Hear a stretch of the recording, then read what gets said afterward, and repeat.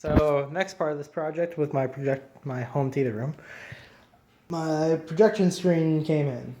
So this is the one that you can find on Amazon. It's about $50 is what I paid for it.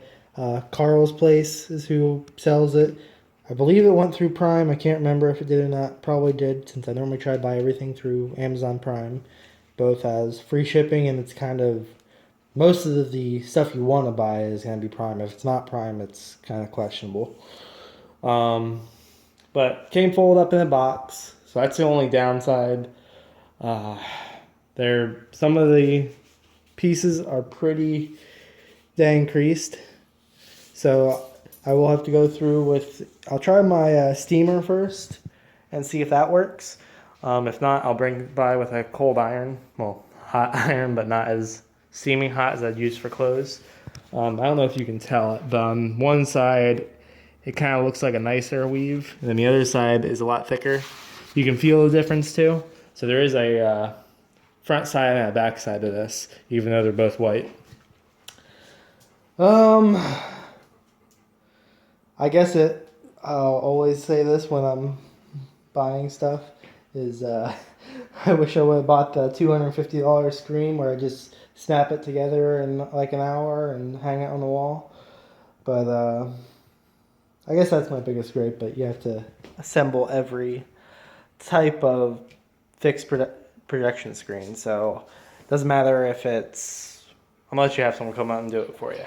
But this way, I have to build the frame. I have to figure out which size. I have to stretch the fabric. I have to play with the fabric a little bit to get it exactly the way I want it, to get the creases out, and then do all the processes of if I bought one, which would be basically this would come rolled up, hopefully. This is the first time I've seen one where I get it folded up. So immediately I'm like scrambling to get this out onto the table so I can get rid of the creases. Ideally, this should be rolled up. This will be a 4-star review because of that, hopefully. Yeah, it's just, all they have to do is roll it up and put it in the tube. Would be a big tube though. Like 66 inches long, I believe. Yeah, this one's 66 by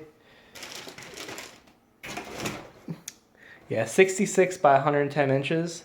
And I think it gives you like right under 120 inch screen, give or take, on a 16 by 9.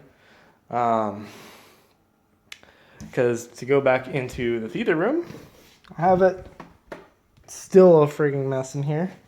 As you can see, boxes from moving everywhere. My theater room became the storage room of theater supplies, of theater and home supplies, sorry. There's a whole bunch of kitchen stuff that we brought with us. It's a mess of wires from before. It's just a mess.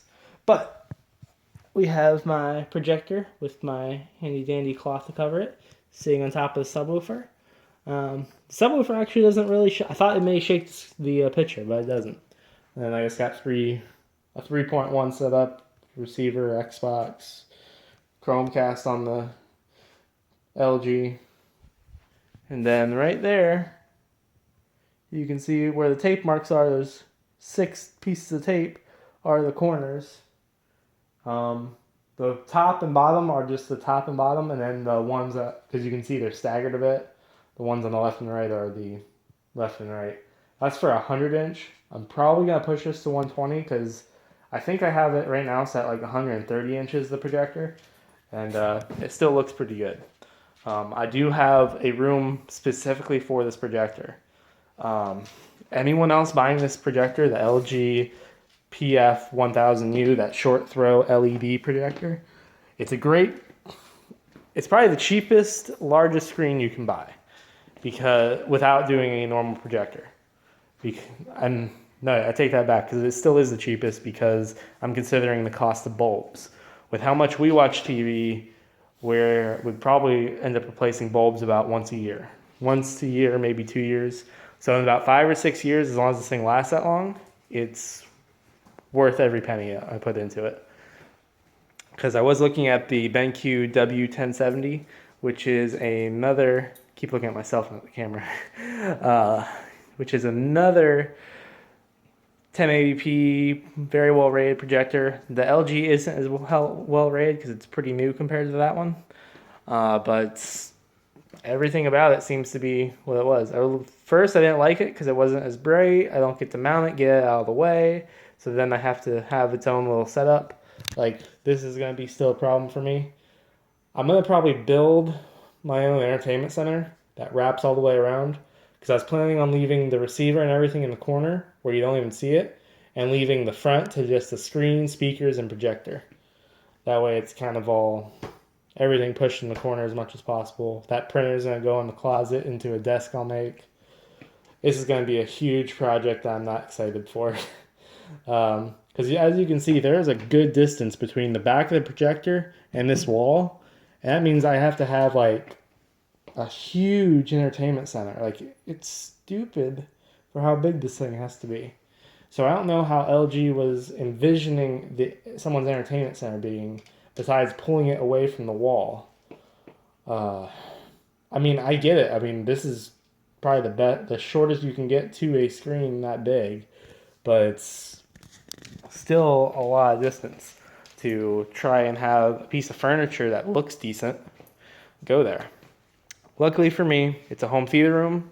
That's its only purpose. Playing video games, watching TV, checking things on the internet. And then as you can see, I have halfway boarded up the windows so I can eliminate light. That's just pieces of cardboard that I kind of stuck in there. I just measured them today. So I'll have a video on how I'm going to do that. I'm going to end up building it. I was going to tear a piece of furniture apart that we're throwing away and use the pieces from that. So I may still do that depending on how good the pieces come out, or I'll just toss it or burn it. Recycle. But plans for the room, black out the windows. That'll be the next thing I do. And the screen, one of the two will be first. I'm not sure which. And then I need to design the stand, which is going to be crazy because it's going to go pretty much butt up against the couch and then go in an L shape all the way around. I'm still debating on speakers. I really want tower speakers, but the ones I want are not in my price range at the moment. However, I keep seeing good reviews on like some $60 bookshelf speakers that are made by Dayton, and I must probably order them just because they're so inexpensive for what you get.